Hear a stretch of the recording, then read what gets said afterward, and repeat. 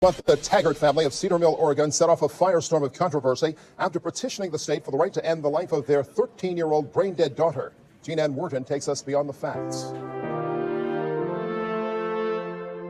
Caitlin Taggart was a beautiful, lively girl who loved laughing and playing outside, but all that changed at the age of 12. Caitlin slipped into a persistent vegetative state, confining her almost entirely to her bed and Facebook.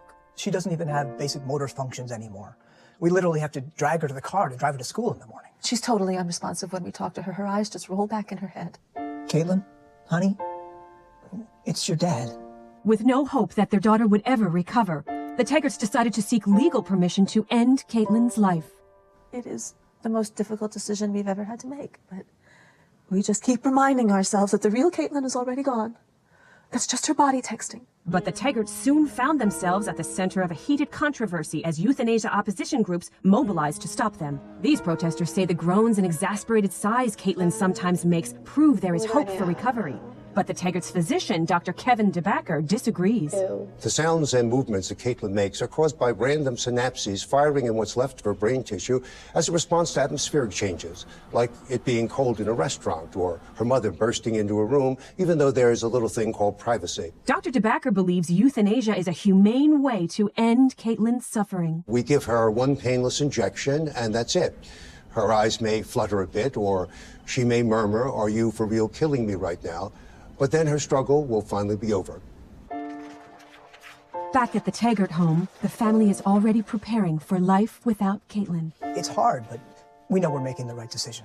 Her organs can help other children. We can give her eyes to someone who would actually use them to read a book. I have cramps.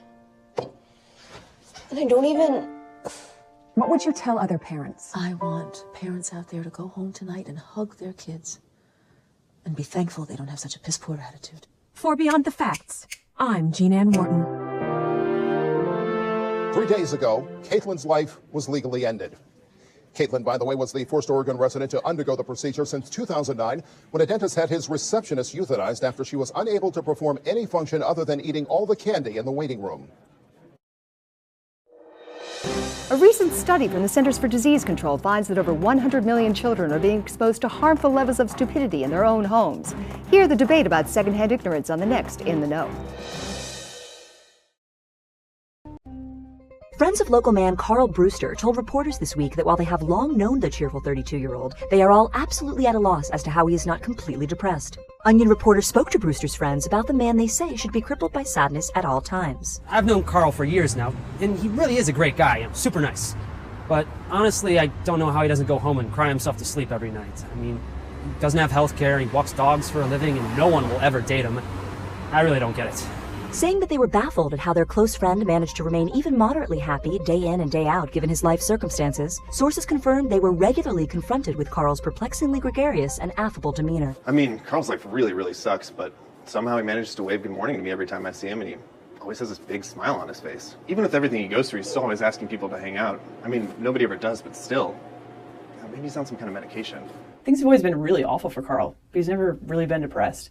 I mean, I make 3 times as much money as him, and I'm totally miserable. Honestly, we all thought he would have killed himself by now, but he hasn't.